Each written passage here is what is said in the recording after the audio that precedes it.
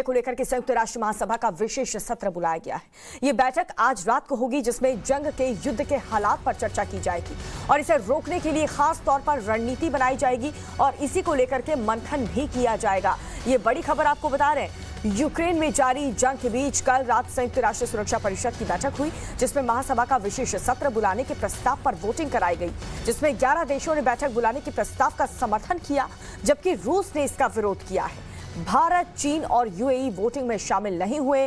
भारत ने यूक्रेन के हालात पर तत्काल तनाव को कम करने की अपील की है। यूएनएससी में भारत के स्थायी प्रतिनिधि टीएस तिरुमूर्ति ने कहा है कि भारत इस मसले पर शांति से और बातचीत के जरिए ही समाधान के पक्ष में है, हम युद्ध के पक्ष में नहीं हैं।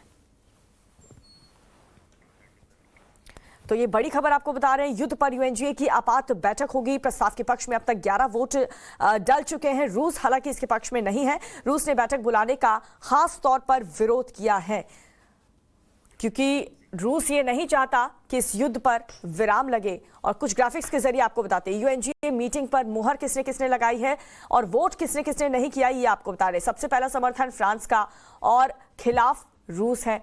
वोट नहीं करने वाले में भारत, चीन और यूएई शामिल हैं। इसके अलावा कई ऐसे देश हैं जिन्होंने समर्थन किया है यूएनजीए मीटिंग पर मुहर लगाने के लिए। ब्रिटेन का भी समर्थन मिला है। रूस खिलाफ है इसके। भारत, चीन, यूएई ने वोट नहीं किया है, वो इससे बाहर है।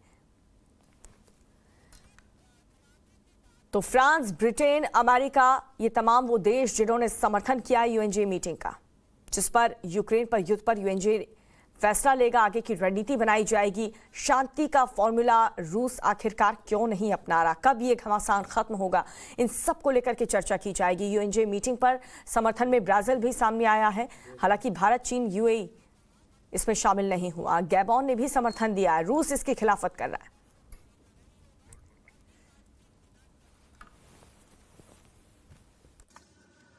Mr. President, it is regrettable that the situation in Ukraine has worsened further since the Council last convened on this matter.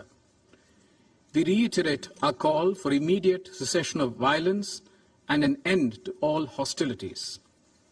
There is no other choice but to return back to the path of diplomacy and dialogue.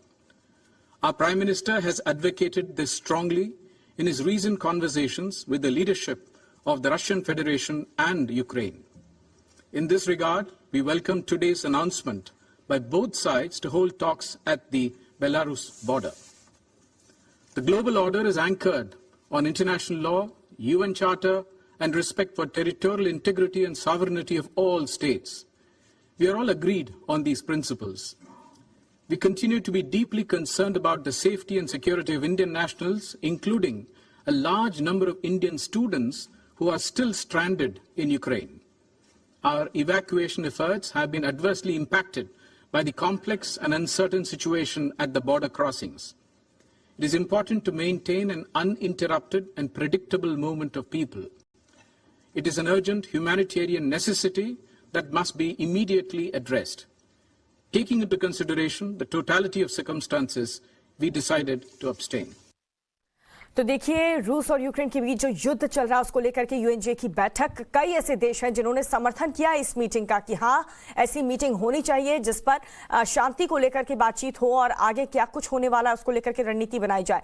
लेकिन रूस ने बैठक बुलाने का विरोध किया है। लेकिन रूस के अलावा कई ऐसे देश हैं जिन्होंने समर्थन किया है और 3 देश ऐसे हैं जो वोट नहीं कर रहे। उसमें भारत शामिल है, चीन और यूएई ने वोट नहीं किया है।